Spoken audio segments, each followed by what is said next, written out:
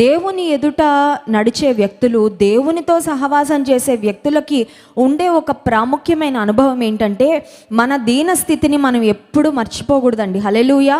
ఎంతైనా దేవుడు ఆశీర్వదించవచ్చు, ఎంతైనా దేవుడు ఆశీర్వదిస్తాడు. ఒక్కొక్కసారి దేవుడు ఇచ్చే ఆశీర్వాదాలు ఎలా ఉంటాయంటే, మన గతాన్ని మర్చిపోయే అంతటి ఆశీర్వాదాన్ని దేవుడు ఇవ్వచ్చు. కానీ దేవునిలో ఎదిగే వ్యక్తులు, దేవునితో సహవాసం చేసే వ్యక్తులు, దేవునితో నడిచే వ్యక్తులకు ఉండే ఒక ప్రాముఖ్యమైన అనుభవం ఏంటంటే, we will never forget our humble beginnings. మన యొక్క దీన స్థితిలో దేవుడు మనల్ని ఎలా ఉన్నప్పుడు జ్ఞాపకం చేసుకున్నాడో అది మాత్రం మనము మర్చిపోకూడదు. అందుకే దావీదు అంటాడు, నా ప్రాణమా యెహోవాను సన్నుతించుము, ఆయన చేసిన ఉపకారములలో దేనిని మరొకము. ఆధ్యాత్మికంగా ఒకప్పుడు ఏ స్థితిలో ఉన్నాం, ఆర్థికంగా ఒకప్పుడు ఏ స్థితిలో ఉన్నాం, సామాజికంగా ఒకప్పుడు ఏ స్థితిలో ఉన్నాం, ఒకప్పుడు మానసికంగా ఏ స్థితిలో ఉన్నాం, ఈరోజు ఏ స్థితికి వచ్చాము. మన గతాన్ని మనం జ్ఞాపకం చేసుకుంటే నిజంగా కృతజ్ఞతతో బ్రతుకుతాం. అంతేగాని వర్తమానంలో, ప్రస్తుతంలో జరుగుతున్న పరిస్థితులన్నింటినీ చూసి ఆనందిస్తూ పొంగిపోతూ ఉంటే కొన్నిసార్లు కొమ్ములు వచ్చే అవకాశం ఉంటుంది, విర్రవీగిపోయే అవకాశం ఉంటుంది. దేవుని లెక్క చేయకుండా ఆశీర్వాదాలకు మూలము, ఆధారమైన దేవుని మర్చిపోయే అవకాశం కూడా చాలాసార్లు కలగచ్చు. సౌలు అంటున్నాడు, నేను ఏమాత్రపు వాడను, నా బెన్యామీను గోత్రము ఏపాటిది, నా కుటుంబం ఏపాటిదని ఒక దీన స్థితిని, తన దీన స్థితిని ఉన్నది ఉన్నట్లుగా చెప్పుకుంటున్నాడు. దేవుని బిడ్డల్లో ఉండవలసిన ఇంకొక ప్రాముఖ్యమైన అనుభవం ఏంటంటే, వాస్తవాలను వాస్తవాలుగా మాట్లాడడం. కొంతమంది చూడండి, ఇంటి దగ్గర చారు తినేసి వచ్చి ఆఫీస్కి వచ్చిన తర్వాత ఏం కూర అంటే చికెన్ కూర అని చెప్తారు. అవసరమే అంత చిన్న విషయానికి అబద్ధం చెప్పాలా? అంత చిన్న విషయానికి నీ నోటి నుండి మరి అసత్యమైన మాటలు రావాలా? అంటే ఆఫీస్లో వాళ్ళు, ఓహో వీళ్ళు బాగా ఉన్నవాళ్ళు, బాగా తింటారన్నమాట, చాలా మంచిగా ఉన్నారన్నమాట అని మనుషులు అనుకోవాలని కొన్నిసార్లు అబద్ధాలు ఆడేస్తూ ఉంటారు. లేనిపోని గొప్పలు చెప్పుకుంటూ ఉంటాం కొన్నిసార్లు. దేవునికి ఇష్టం లేదండి. దేవుడు ఎవరిని మెచ్చుతాడు? దేవుడు దీనులను లక్ష్య పెడతాడు అనే మాట ఉంది వాక్యంలో. హల్లెలూయా. దేవునికి అనుదృష్టి పడాలి అని ఆశ ఉంటే, దేవుని అటెన్షన్ పొందుకోవాలి, దేవుణ్ణి నేను ఆకర్షించాలి అని ఆశపడితే మనలో ఏముండాలంటే దీనత్వం. దీనులను దేవుడు లక్ష్య పెడతాడంట. నీ దీనత్వమే దేవునిని ఆకర్షిస్తుంది. హల్లెలూయా. దేవుని కనుదృష్టి నీ మీద పడేలా, దేవుని నడిపింపు నీ మీద ఉండేలా, దేవుని కృప నీవు పొందుకునేలా దేవుడు అహంకారులను ఎదిరించి దీనులకు కృప అనుగ్రహించి. అహంకారంతో ఉండి కృప ఇవ్వయ్యా అంటే రాదండి. ఎందుకంటే వాక్యం చెప్తుంది, అహంకారులనేమో దేవుడు ఎదిరిస్తాడు, దీనులకేమో కృప అనుగ్రహిస్తాడు. దావీదు భక్తుని జీవితంలో కూడా అదే అనుభవం. 2 సమూయేలు గ్రంథం 7వ అధ్యాయము 18వ వచనంలో దావీదు తన గురించి తాను పలుకుతున్న మాటలు అక్కడ చూస్తాం. చూడండి, 2 సమూయేలు గ్రంథం 7వ అధ్యాయము 18వ వచనం. దావీదు రాజు లోపల ప్రవేశించి యెహోవా సన్నిధిని కూర్చుండి దావీదు రాజు లోపల ప్రవేశించి యెహోవా సన్నిధిని కూర్చుండి ఈలాగు మనవి చేసెను, నా ప్రభువా యెహోవా, ఇంతగా నీవు నన్ను హెచ్చించుటకు నేనెంతటి వాడను, నా కుటుంబము ఏపాటిది. ఇది దావీదు రాజు అయిపోయిన తర్వాత పలుకుతున్న మాటలు. హెచ్చింపు వచ్చాక, ఉన్నత స్థితి వచ్చాక, గొప్పతనం వచ్చాక, రాజరికం వచ్చాక, అంతఃపురం వచ్చిన తర్వాత బంగారం, వెండి, వెలగల రాళ్ళు ఇవన్నీ కుప్పలు తిప్పలుగా కంటి ముందు కనబడుతూ ఉంటే దావీదు రాజు దేవుని సన్నిధిలో ప్రవేశించి, నాకు ఇంత ఉందయ్యా, నాకు అంత ఉందయ్యా, నేను ఇంత గొప్ప స్థితిలో ఉన్నానయ్యా అని మాట్లాడడం లేదు. కానీ దావీదు అంటున్నాడు, యెహోవా, ఇంతగా నీవు నన్ను హెచ్చించుటకు నేను ఎంతటి వాడను, నా కుటుంబము ఏ పాటిది. సౌలు దావీదు ఒక మాటలో చెప్పాలంటే ఈ విషయంలో ఒకే పోలిక కనబడుతుంది. చూడండి, కొన్నిసార్లు మనిషిని పోలిన మనుషులు ఉంటారు అని చెప్తూ ఉంటారు. అది ఎంతవరకు కరెక్టో తెలియదు, కానీ మనిషిని పోలిన మనుషులు 7 ఉంటారని చెప్తారు. మరి అలా ఉంటే ఇప్పటికీ యూట్యూబ్లో లేకపోతే సోషల్ మీడియాలో వీళ్ళని పోలిన వారు ఇంతమంది అని ఫోటోలు పెట్టాలి. కానీ అలా అంటూ ఉంటారు, మనిషిని పోలిన మనుషులు ఉంటారు, ఎక్కడో ఉంటారని. కొన్నిసార్లు ట్విన్స్ లాగా పుడితే కవల పిల్లలు చాలాసార్లు పోలికలు ఉంటాయి, ఒకరినొకరు గుర్తుపట్టలేం. కొన్నిసార్లు తల్లిదండ్రులే గుర్తుపట్టగలరు తప్ప బయట వాళ్ళకైతే కన్ఫ్యూజ్ అయిపోతూ ఉంటారు. నేను బయట ముఖ కవలికలు లేకపోతే పోలికను గురించి నేను మాట్లాడడం లేదు, కానీ ఆధ్యాత్మిక స్థితిలో పోలికను గురించి మాట్లాడుతున్నాను ఇక్కడ. దావీదు సౌలులో ఒక పోలిక చాలా స్పష్టంగా కనబడుతుంది. అదేంటంటే ఇద్దరు దీనత్వము కలిగిన వారు. ప్రారంభంలో ఇద్దరు దీనత్వాన్ని కలిగిన వారు. అయితే రాను రాను ఏం జరిగిందంటే రాను రాను రూట్లు మారిపోయాయండి. ప్రారంభం బాగానే ఉంది ఇద్దరిని దీనస్థితిలో నుండి దేవుడు హెచ్చించాడు. సౌలు ఒక బెన్యామీను గోత్రం, ఒక లీస్ట్ ట్రైబ్లో నుండి దేవుడు ఏర్పాటు చేసుకొని రాజుగా, మొట్టమొదటి రాజుగా ఏర్పాటు చేశాడు. దావీదు భక్తుని జీవితాన్ని జ్ఞాపకం చేసుకుంటే యెష్షయి కుమారులలో ఆఖరు వాడు, కనిష్ఠుడు, 8th సన్, జెస్సీ యొక్క 8th సన్గా ఉన్న దావీదును దేవుడు ఏర్పాటు చేసుకొని అన్నలందరినీ ధృవీకరించి రాజ్యంలో ఉన్న చాలామందిని ప్రక్కన పెట్టి దావీదును దేవుడు సింహాసనం ఎక్కిస్తే దావీదు కూడా అంటున్నాడు, ఇంతగా నీవు నన్ను హెచ్చించుటకు నేను ఏ పాటి వాడను, ఎంతటి వాడను అని పలికాడు. కానీ రాను రాను ఏం జరిగింది అని ఆలోచిస్తే దేవుని ఏర్పాటులోనే వీళ్ళిద్దరు ఉన్నారు. దేవుని ఏర్పాటులో లేకుండా సింహాసనం ఎక్కరు. ఎందుకంటే మనం గమనించినట్లయితే వాక్యంలో సమూయేలు అనే ప్రవక్తే వెళ్ళి సౌలును అభిషేకిస్తాడు రాజుగా. అదే సమూయేలు ప్రవక్త దావీదు ఇంటికి వెళ్ళి కూడా దావీదును రాజుగా అభిషేకిస్తాడు. సమూయేలు ప్రవక్త దేవుని అనుమతి తీసుకోకుండా, దేవుని చిత్తాన్ని ఎరగకుండా ఏ పని చేయలేదు. సో సమూయేలు ఈ ఇద్దరు వ్యక్తులను రాజులుగా ఏర్పాటు చేశాడు అంటే దేవుని అనుమతితోనే. వాళ్ళిద్దరూ దేవుని చిత్తంలో ఉన్నవారే, వారిద్దరూ దేవుని ఏర్పాట్లో ఉన్నవారే, వారిద్దరూ దేవుని ఆశీర్వాదాన్ని పొందుకున్నవారే, వారిద్దరూ చోజన్ అండ్ స్పెషల్, ఖచ్చితంగా ప్రత్యేకించబడిన వారే. ఇద్దరు కూడా ప్రారంభంలో దీనత్వం కలిగిన వారే. అయితే ఆ తర్వాత ఏం జరిగింది అని ఆలోచిస్తే మొదటి సమూయేలు గ్రంథం 10వ అధ్యాయము 6-7 వచనాలు ఒకసారి చదువుకుందాం. చూడండి, మొదటి సమూయేలు గ్రంథం 10వ అధ్యాయము 6-7 వచనాలు. యెహోవా ఆత్మ నీ మీదికి బలముగా దిగి వచ్చును, నీవు వారితో కలిసి ప్రకటన చేయుచుండగా నీకు క్రొత్త మనసు వచ్చును. 7వ వచనం, దేవుడు నీకు తోడుగా ఉండును. ఇవి ఎవరితో పలుకుతున్న మాటలంటే సమూయేలు ప్రవక్త సౌలుతో మాట్లాడుతున్న మాటలు. ఏమనంటే దేవుని ఆత్మ నీ మీదకి బలంగా వస్తుంది, దేవుడు నీకు తోడుగా ఉంటాడు. సమూయేలు చెప్పినట్లే జరిగిందండి. అదంతా చదవడానికి సమయం లేదు. కానీ దేవుని ఆత్మ సౌలు మీదకి వచ్చింది, దేవుని సన్నిధి సౌలుకు తోడుగా ఉంది. ఇవి రెండూ జరిగాయి. ఇదే విషయాన్ని మనం గమనిస్తే దావీదు జీవితంలో కూడా ఎగ్జాక్ట్గా ఇదే అనుభవాన్ని మనం గమనించగలం. ఎందుకంటే సౌలు రాజు జీవితంలో ప్రారంభంలో బాగానే ఉన్నాడు, కానీ రాను రాను దేవుని ఆత్మను పొందుకొని పోగొట్టుకున్నాడు.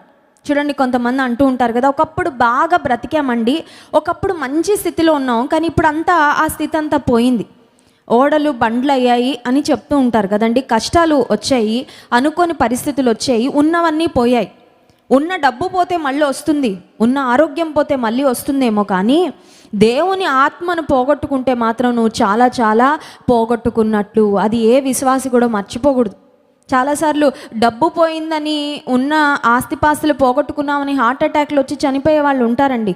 అమ్మో, కష్టపడి సంపాదించిన డబ్బు పోయిందే, మళ్ళీ ఎప్పటికొస్తుందో, మళ్ళీ నా స్థితి ఎప్పటికి బాగుపడుతుందో అని.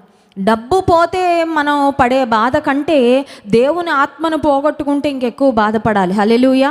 నిజమైన విశ్వాసి దేవుని సన్నిధికి అన్నిటికన్నా ఎక్కువ విలువిస్తాడు.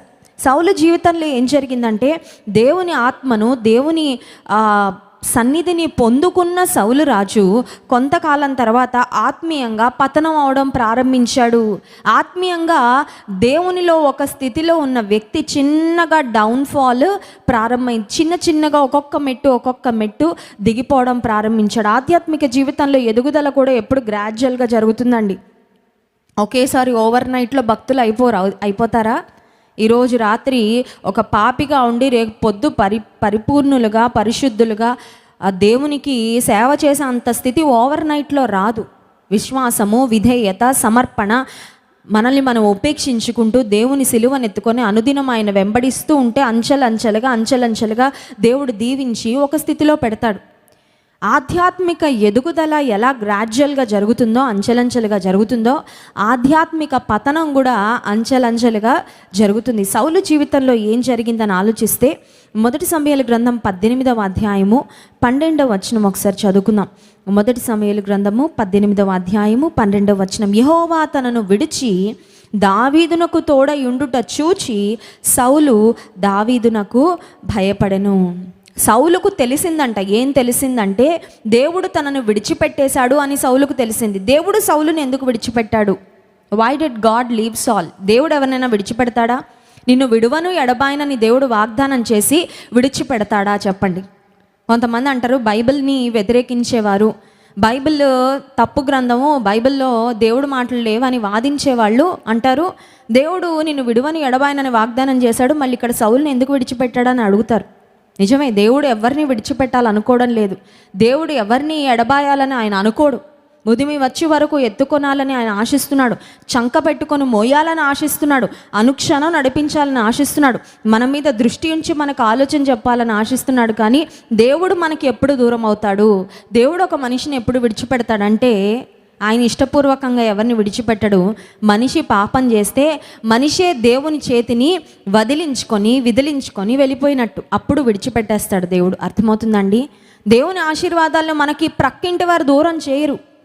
దేవుని ఆశీర్వాదాలు మనకు ఇంకెవరో బయట నుంచి వచ్చే శక్తి మనకు దూరం చేయదు. కానీ దేవుని ఆశీర్వాదాలను, దేవుని సన్నిధిని, దేవుని తోడును మనకు మనమే దూరం చేసుకుంటాము. ఇది చాలామంది మర్చిపోతూ ఉంటారండి, గ్రహించరు ఈ విషయాన్ని.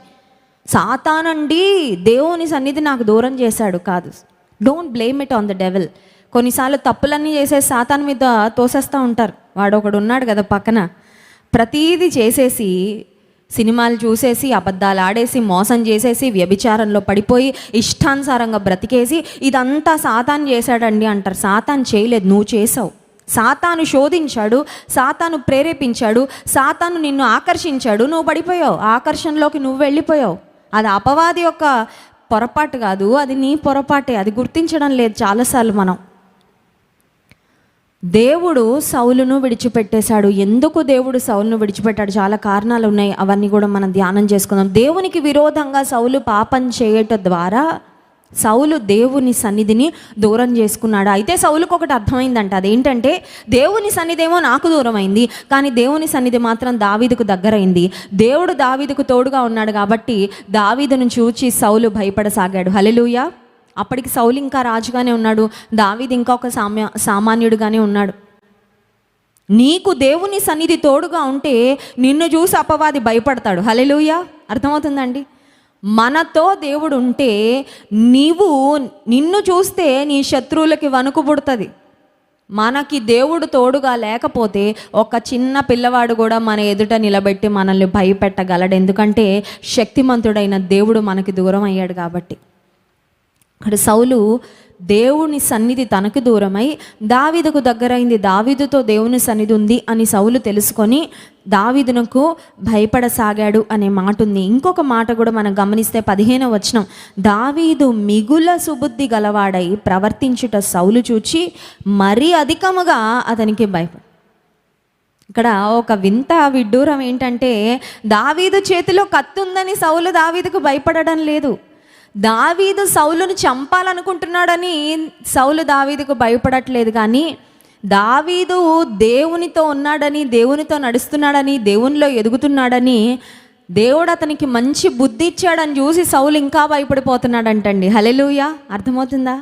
నీవు దేవునితో ఉంటే, నీవు దేవునిలో ఉంటే, దేవుడు నీకు తోడుగా ఉంటే నీ శత్రువులు నిన్ను చూచి భయపడతారు. అది నీ గొప్పతనం కాదు, నీలో ఉన్న దేవుని గొప్పతనమే. హల్లెలూయా.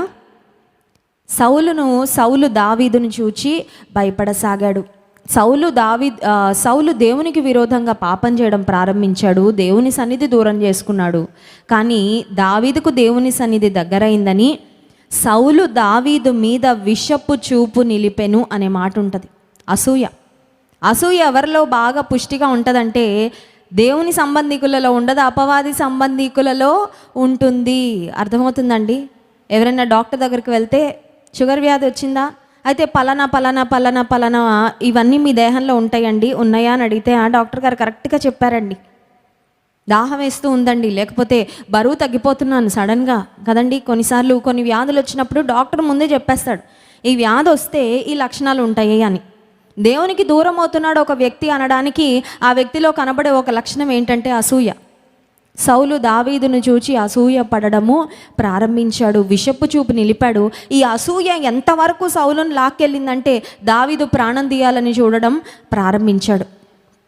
మొదటి సమూయేలు గ్రంథం 18వ అధ్యాయంలోని 10వ వచనంలో, మరునాడు దేవుని యొద్ద నుండి దురాత్మ సౌలు మీదకి బలముగా వచ్చినందున అతడు ఇంటిలో ప్రవచించుచుండగా. సౌలు మీదకి దేవుని ఆత్మ లేదు, ఇప్పుడు సౌలు మీద ఏ ఆత్మ వచ్చిందండి? దురాత్మ వచ్చింది. కొంతమంది అంటారు, అమ్మో నాకు దురాత్మలు పడతాయేమో అని భయం వేస్తుందండి. దురాత్మలు పడతాయని నువ్వు భయపడక్కర్లా. దేవుని ఆత్మ నీలో ఉంటే, నీతో ఉంటే, నీ దగ్గరికి ఏ దురాత్మ రావడానికి సాహసించదు. Hallelujah. When we have the spirit of God in us, no evil spirit can come near us. ఏ అపవిత్రాత్మ శక్తి, దురాత్మ శక్తి మన దరిదాపులలోకి కూడా రాలేదు. సౌలును ఎందుకు దురాత్మ పట్టుకుంది?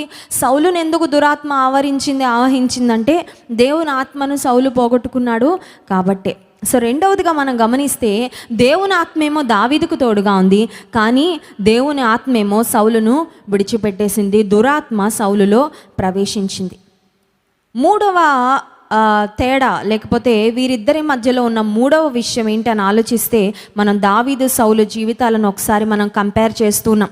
మూడవ అంశము మొదటి సమూయేలు గ్రంథము 15వ అధ్యాయము 24వ వచనం ఒకసారి చూద్దాం. మొదటి సమూయేలు గ్రంథం 15వ అధ్యాయం 24వ వచనం. సౌలు జనులకు జడిసి వారి మాట వినినందున నేను యెహోవా ఆజ్ఞను నీ మాటలను మీరి పాపము తెచ్చుకొంటిని. అమాలేకీయులు అనే దేవుని ప్రజలకు శత్రువులుగా కొంతమంది ఉన్నారండి. వారి మీదకి సౌలు యుద్ధానికి వెళ్ళాడు. దేవుడు చెప్పాడు, అమాలేకీయులలో ప్రతి ఒక్కరిని సంహరించండి, ఎవ్వరిని విడిచిపెట్టద్దు. వాళ్ళ పశు సంపద కానీ, వాళ్ళ దగ్గర ఉన్న ఏది కానీ అక్కర్లేదు, కిల్ ఎవ్రీథింగ్, అన్నిటినీ సంహరించండి, అన్నిటినీ నాశనం చేయండి అని దేవుడు చెప్తే, సౌలు ప్రజలకు జడిసి దేవుడు చెప్పిన మాటలను ప్రక్కన పెట్టాడు. మూడవదిగా మనం గమనించాల్సింది, సౌలు జీవితంలో మనకు కనిపించే అనుభవము, దేవునికి జడవాల్సింది పోయి మనుషులకు జడుస్తున్నాడు. అర్థమవుతుందండి? He feared people more than how much he feared God.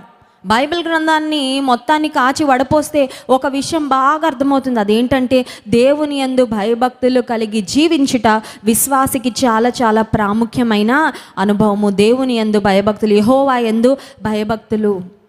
దావీదేమో దేవుని యందు భయభక్తులు కలిగి ఉన్నాడు, సౌలేమో మనుషులకు భయపడుతున్నాడు. నువ్వు మనుషులకి భయపడుతున్నావా? దేవునికి భయపడుతున్నావా?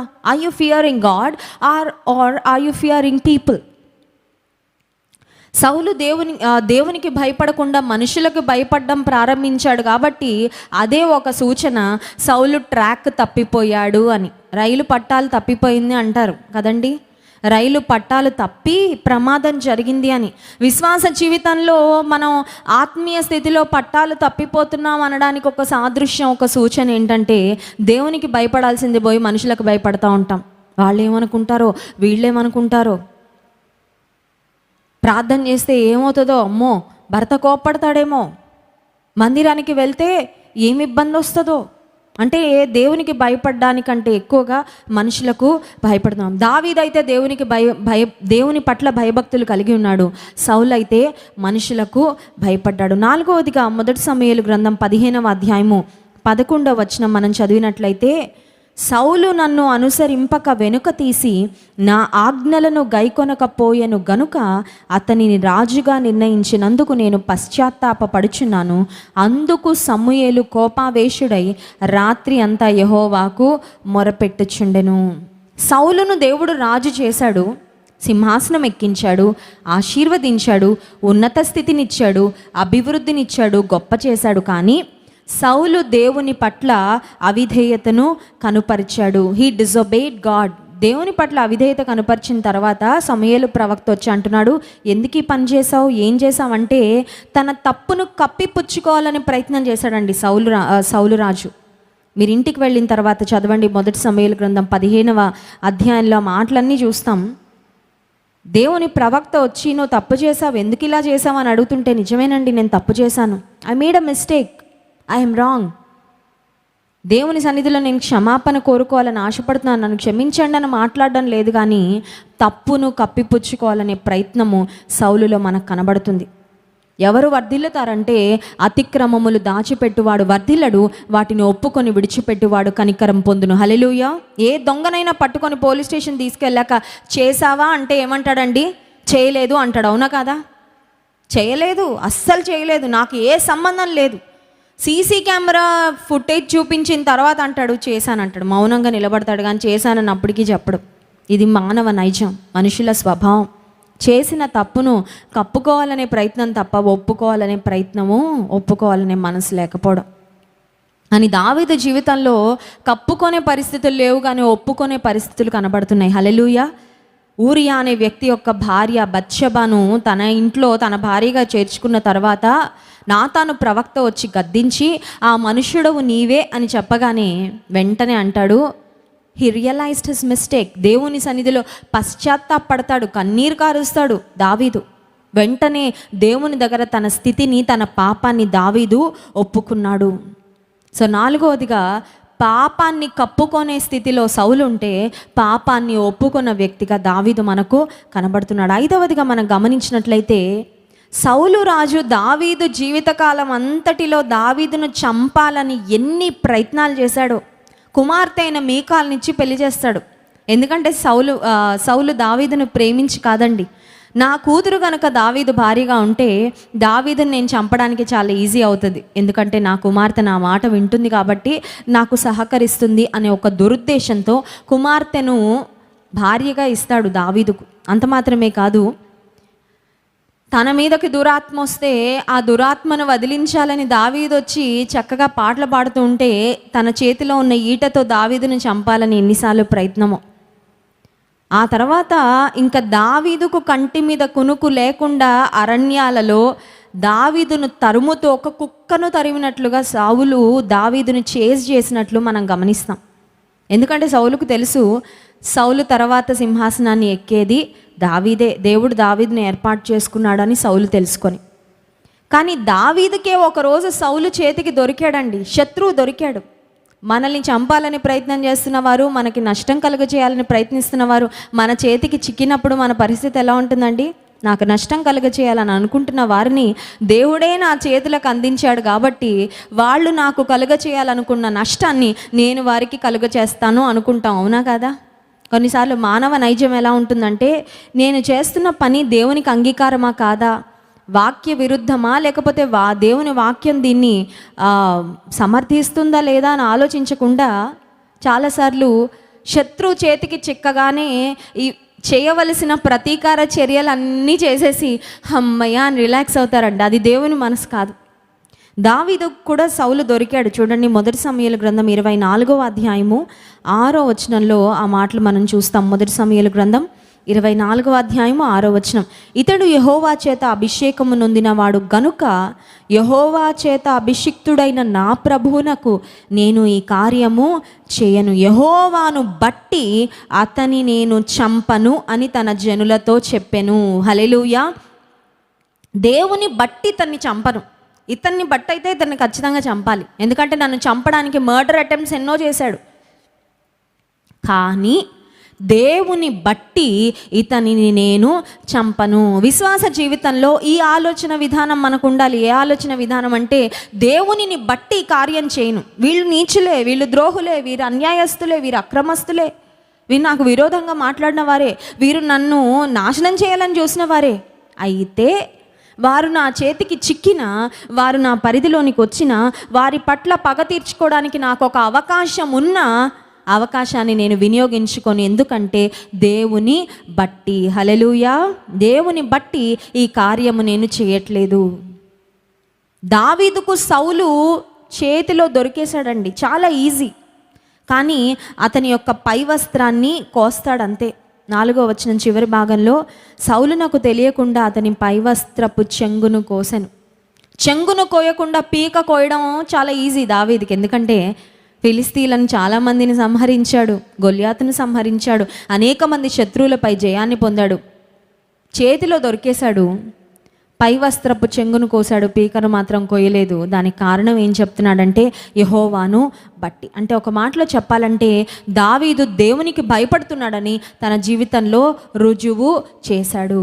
దేవుని అభిషిక్తుడు కాబట్టి నేను ముట్టుకోను, దేవుని అభిషిక్తుని నేను తాకను. ఒకవేళ పనిష్మెంట్ ఇవ్వాలంటే దేవుడే ఇచ్చుకుంటాడు, ఇంకెవరి ద్వారా అయినా ఇచ్చుకుంటాడు, కానీ నా చేతులతో మాత్రం ఆ పని నేను చేయను.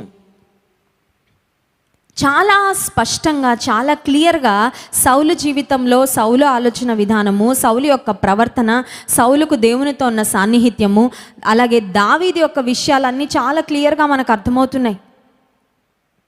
సౌలు మనుషులకు భయపడ్డాడు, దావీదు దేవునికి భయపడ్డాడు.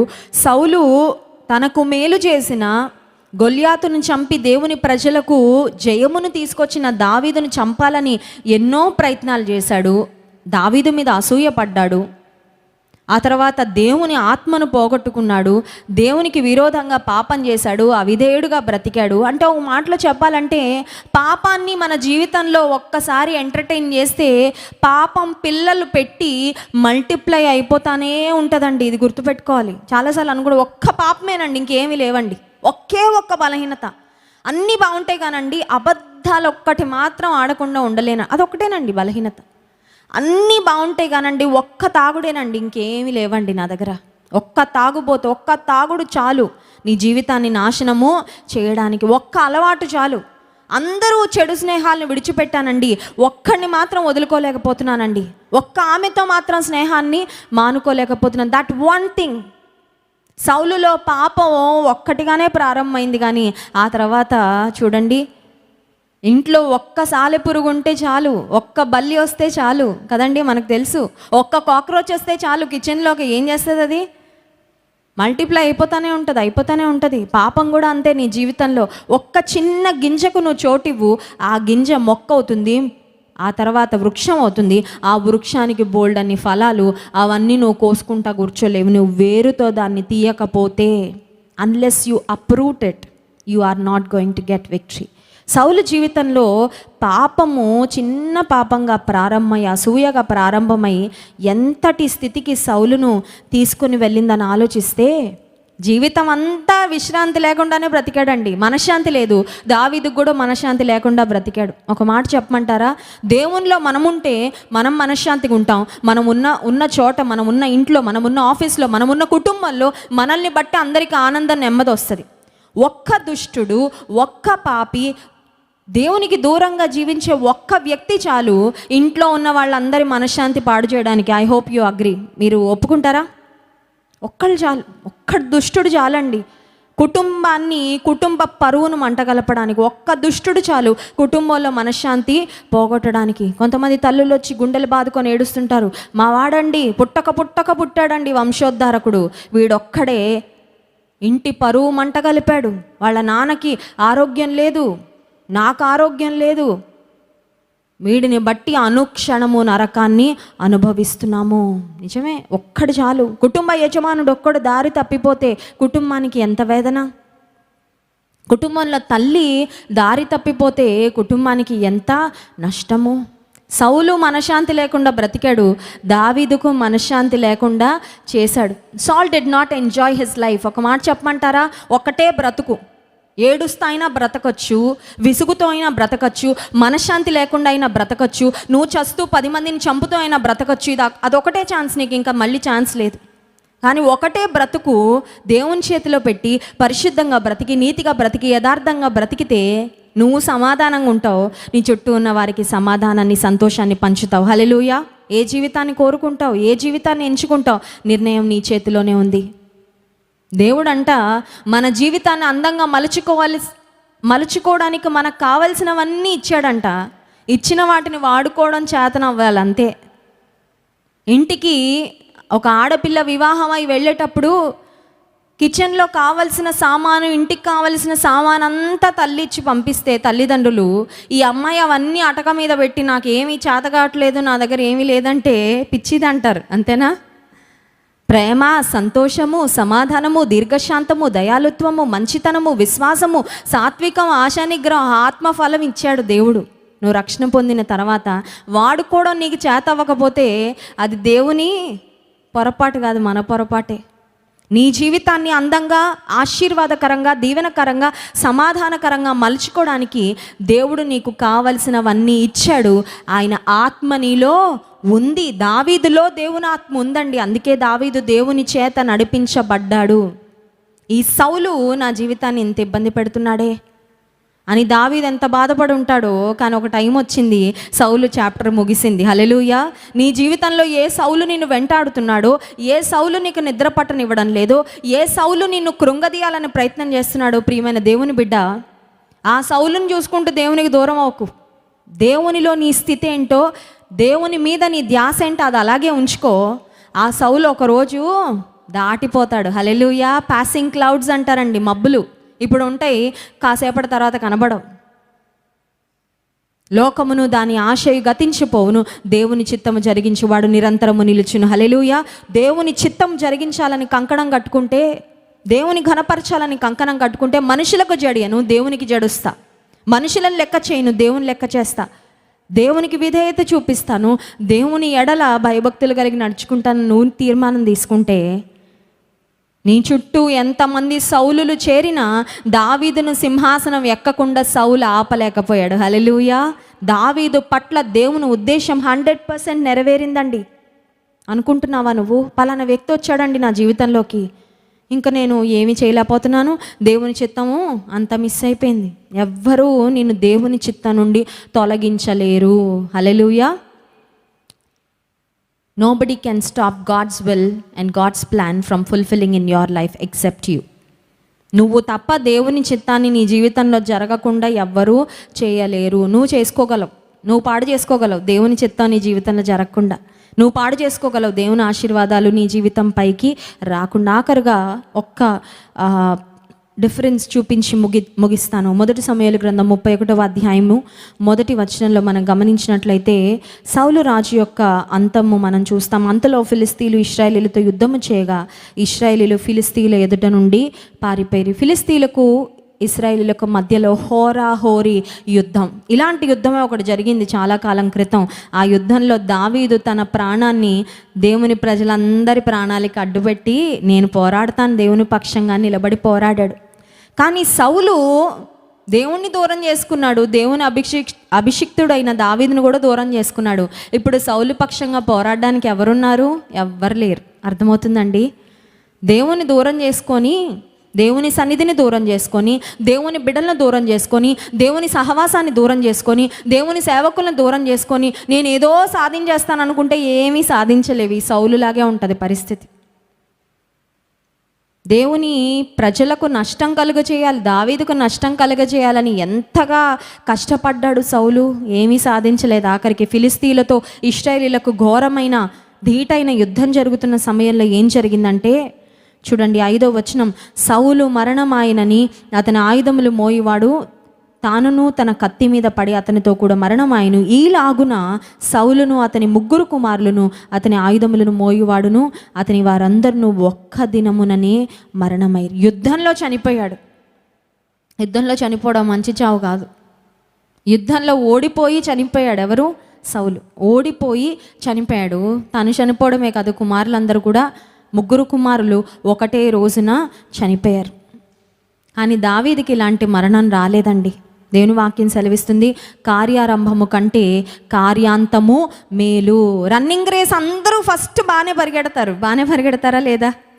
బాప్తీసం అలా మునిగి రాగానే అందరూ భక్తుల్లాగా పౌలైపోవాలి, సీలైపోవాలి, మార్కులాగా, యోహాన్లాగా అలా ఉండాలి. ఇలా అందరూ అదే తీర్మానంతో బాప్తీసం ట్యాంకులో బయటకు వస్తారు. అవునా కదా?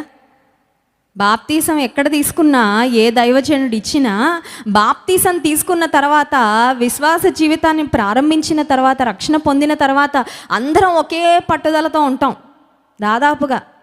కానీ ఆ తర్వాత బండి ఎలా వెళ్తుంది అనేది తేడా. అవునా కదా? దావీదు సౌలు యొక్క ప్రారంభం ఒకేలా ఉంది. They had a very good beginning. They were so humble in the beginning. They had the fear of the Lord in the beginning. ప్రారంభంలో ఇద్దరూ దేవుని యందు భయభక్తులు కలిగి ఉన్నారు. ఇద్దరూ దేవుని ప్రేమించారు. ఇద్దరూ దీనత్వంతో ఉన్నారు. రాను రాను సౌలు రూట్ మారిపోయింది, దావీదు రూట్ మారిపోయింది. సౌలు అంతం కూడా విషాదాంతం అయితే దావీదుకు మంచి అంతం ఇచ్చాడండి. చూడండి, 1 రాజుల గ్రంథం 2వ అధ్యాయం 11వ వచనంలో దావీదు భక్తుని యొక్క అంతాన్ని మనం చూస్తాం. 1వ వచనం కూడా చూద్దాం. దావీదునకు మరణకాలము సమీపింపగా అతడు తన కుమారుడైన సొలొమోనునకు ఇలాగు ఆజ్ఞ ఇచ్చెను. 10వ వచనం, తరువాత దావీదు తన పితరులతో కూడా నిద్ర పొంది దావీదు పట్టణమందు సమాధిలో పెట్టబడను. ప్రశాంతమైన మరణం. 30 సంవత్సరాలకు దావీదు సింహాసనం ఎక్కితే 40 ఏళ్ళు దేవుని ప్రజలను పరిపాలించాడు. అంటే ఒక మాటలో చెప్పాలంటే 70 years. మన ఆయుష్ 70 సంవత్సరములని బైబిల్లో ఉంది. అధిక బలం ఉంటే 80 సంవత్సరాలు. అంటే దేవుడిచ్చిన పూర్ణ ఆయుష్ను బ్రతికాడు. 70 సంవత్సరాలు దావీదు బ్రతికాడు. చనిపోతున్న సమయంలో కన్ఫ్యూజన్లో, భయంలో, శత్రువు చేతిలో ఓడిపోతున్నానే, శత్రువు చేతిలో సంహరించబడుతున్నానే ఓటమి భారంతో దావీదు చనిపోలేదు. దావీదు మృతి పొందుతున్న సమయంలో ప్రశాంతంగా చనిపోయాడు, నెమ్మదిగా చనిపోయాడు. దేవుని సన్నిధికి వెళ్తున్నానని సిద్ధపాటుతో చనిపోయాడు. ఆఖరిగా కొడుకుని పిలిచి చెప్పాల్సిన విషయాలన్నీ చెప్పాడు. ఇది ఆశీర్వాదకరమైన ముగింపండి. హల్లెలూయా. దేవుని బిడ్డలకి ఆశీర్వాదకరమైన ప్రారంభమే కాదు, దేవుడు ఆశీర్వాదకరమైన ముగింపు కూడా ఇస్తాడు. కొంతమందికి భయం ఉంటుంది, ఎలా ఏ చావు చేస్తానో, అమ్మో కుక్క చావు చేస్తాను, చావు అమ్మ. మంచి మరణం ఇస్తాడు, మంచి అంతం ఇస్తాడు, మంచి ముగింపు ఇస్తాడు. దేవునితో బ్రతికినంత కాలం బ్రతుకు. నీ ఆఖరి దినాలు నెమ్మదితో, ప్రశాంతతతో దేవుడు నిన్ను తీసుకువెళ్తాడు ఆయన రాజ్యానికి. సౌలు జీవితంలో అయితే విషాదాంతము, యుద్ధంలో ఓటమితో, పరాజయంతో, కొడుకులను కూడా ఒకే రోజు పోగొట్టుకొని చనిపోతే, దావీదు జీవితం యొక్క అంతం ఎంత డిఫరెంట్గా ఉంది చూడండి. కొడుకుని పిలిచాడు, చెప్పాల్సినవన్నీ చెప్తున్నాడు, రాజ్యాన్ని, బాధ్యతలను చాలా చక్కగా కుమారునికి అప్పగించిన తర్వాత నెమ్మదితో దేవుని సన్నిధికి దావీదు వెళ్ళిపోయాడు. ఇద్దరి జీవితాల్లో ఉన్న తేడాలు మనకు ఒకటే జ్ఞాపకం చేస్తున్నాయి. అదేంటంటే విశ్వాస జీవితంలో ఈరోజు మన స్థితి ఏంటో రేపు మన భవిష్యత్తును నిర్దేశిస్తుంది. వర్తమానము నీ భవిష్యత్తును నిర్దేశిస్తుంది, నాట్ యువర్ పాస్ట్, నీ గతం కాదు. చాలాసార్లు చాలామంది నాకు ఇంత మంచి గతం ఉందండి, నేను ఇంత బాగా ఉండేవాడినండి, ఇంత బాగా ప్రార్థన చేసేదాన్నండి, ఇన్ని రోజులు ఉపవాసం ఉండేదాన్నండి, ఇంతగా దేవుని మీద ఆధారపడేదాన్నండి అని గతం గురించి కొన్నిసార్లు చెప్పుకుంటూ వర్తమానంలో భక్తి ఏమీ ఉండదు. సౌలు కూడా నా ప్రారంభం చాలా బాగుందండి, దేవుడు నన్ను ఏర్పాటు చేసుకున్నాడు, ఒకప్పుడు దేవుని ఆత్మ చాలా బలంగా నా మీదకి వచ్చిందని ఆ అనుభవాల్ని జ్ఞాపకం చేసుకుంటూ బహుశా ప్రస్తుతంలో వర్తమానంలో ఆయన స్థితిని గూర్చి, దేవునితో ఆయనకున్న సంబంధాన్ని గూర్చి ఆలోచించలేదేమో. అందుకే సౌలు అంతము విషాదాంతమైంది. దావీదుకు నెమ్మదికరమైన దినాలు దేవుడు ఇచ్చాడు. దావీదు దేవుని ఘనపరిచాడు.